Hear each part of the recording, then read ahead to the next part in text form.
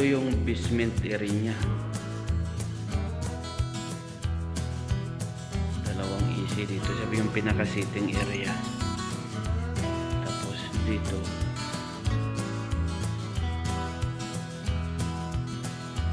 isang AC area.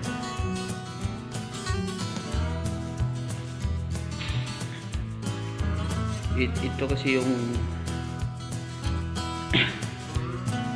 problema pag nagpipintura tapos hindi pa kumana yung AC, nababakbak.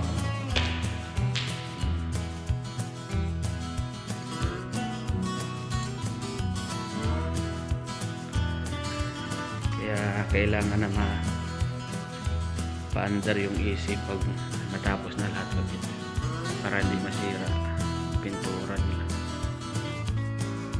Ito yung swimming pool kasi.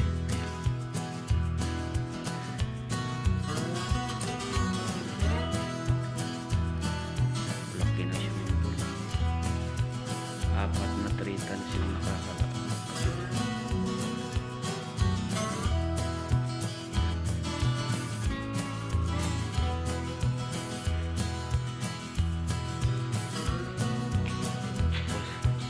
Ito yung shower.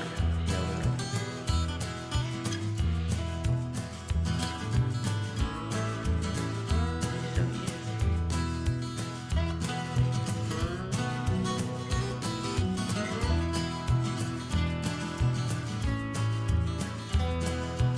ganda na siya.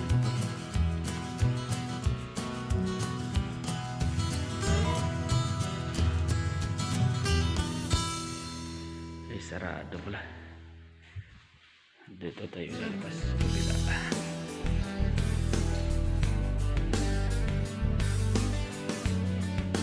May pinto doon palabas kasi sarado din. Tingnan natin.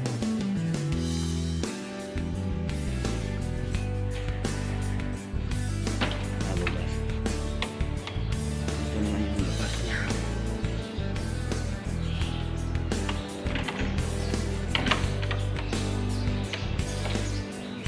Yung building na yan, ito naman yung visitors area yan. May basement din yan, pupunta natin. Titignan.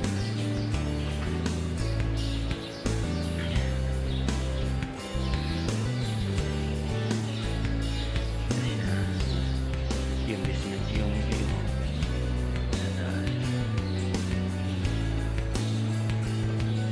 ada kalas? Kalas ada Tex?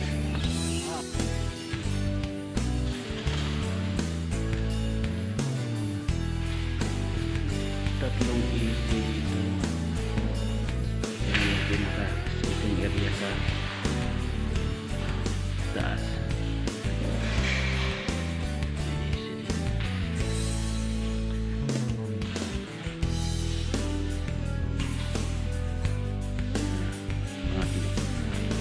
Ito yung sitting area visit. Bali 3 AC.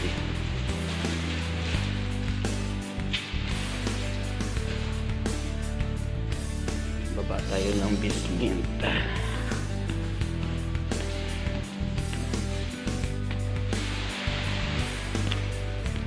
Ito yung basement niya.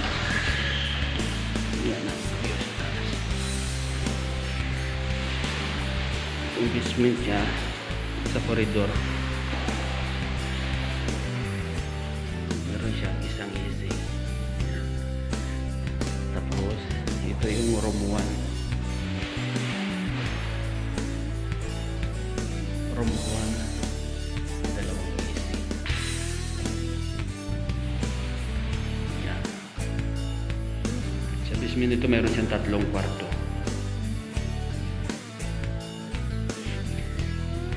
Ito yung pangalawang kwarto.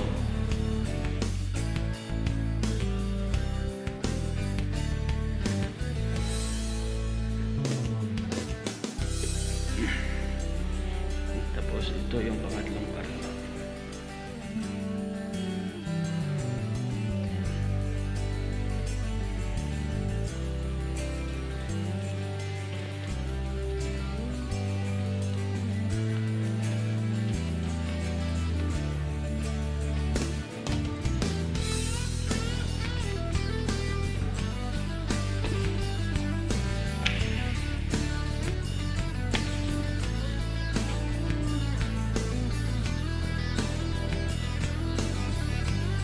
ito yung outside kitchen.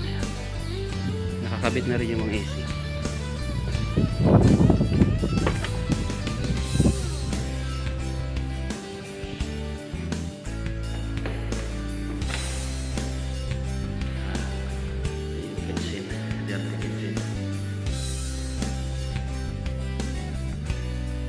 Printan yung AC dito. Tapos ito yung store.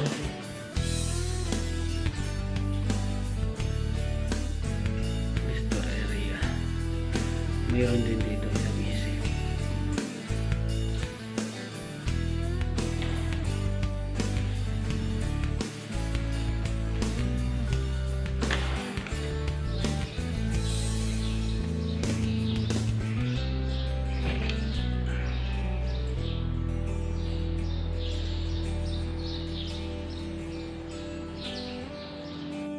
Hello po mga kabayan, nandito naman tayo ngayon sa trabaho. Ito yung bahay na pupuntahan ko. Yung pinuntahan ko ngayon, nagpapakabit na ng AC. Nandito na rin yung tao namin nagkakabit. Ayan. Bali indoor unit pa lang itong ikakabit. Nandiyan pa yung outdoor. Ito yung ground floor hall.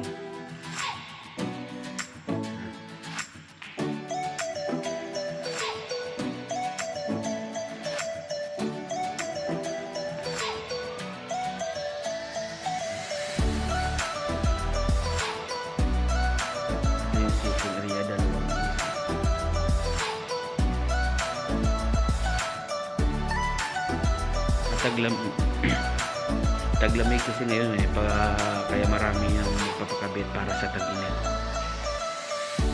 Gagamit na.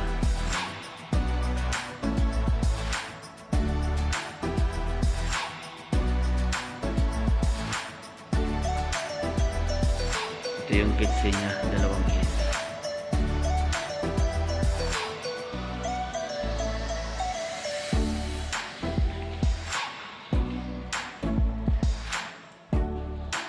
Ito naman yung corridor. Yung room 1.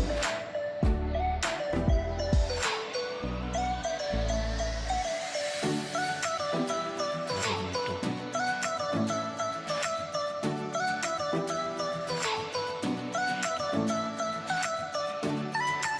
Pag tag-init kasi, pag wala pang AC, nababakbak tong pintura, nasisira, kaya kailangan pag tag-init, lalo na yung nagpipintura sila, kailangan may aircon para hindi masira yung pintura.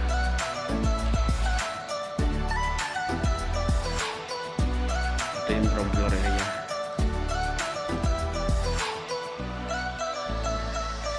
Punta tayo sa first floor.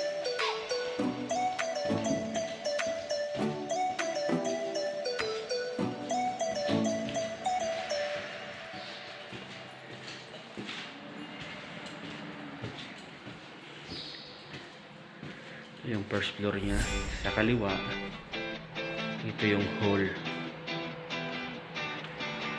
yung sitting area, dalawang unit dito.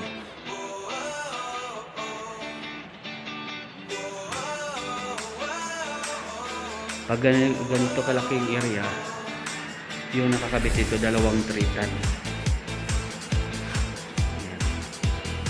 Ito naman yung lobby.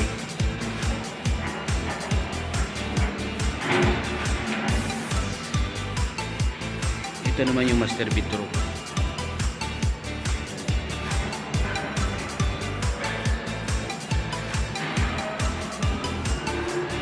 Dalawang unit din nakakabit.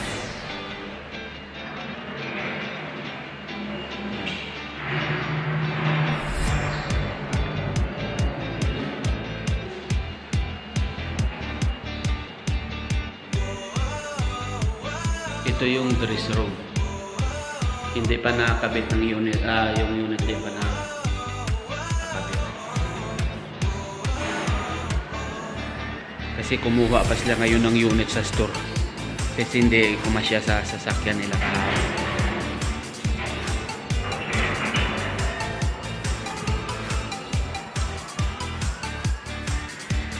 Ito naman yung room 1. Simple lang yung design niya.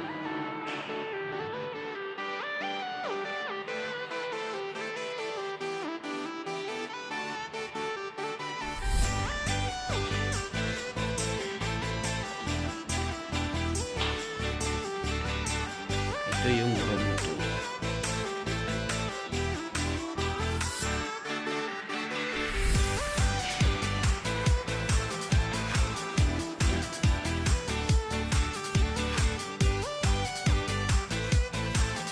Tapos punta tayo sa room 3. Apat na kwarto lang dito sa first floor pero kanyang lalaki. Ayan. Pasok mo, ito yung rest area niya, cabinet. Tapos ito naman yung pinaka kwarto niya. Ito naman yung AC niya.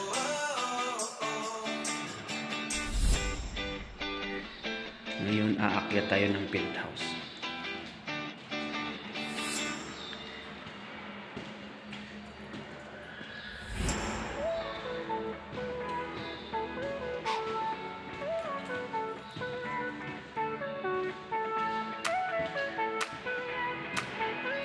Ito yung penthouse area.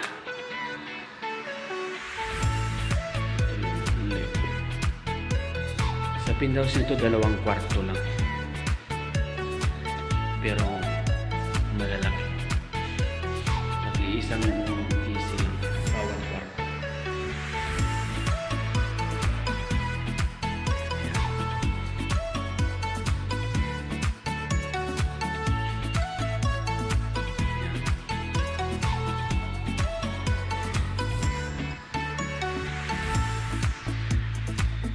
God bless na lang po. Dito naman magtatapos yung video natin.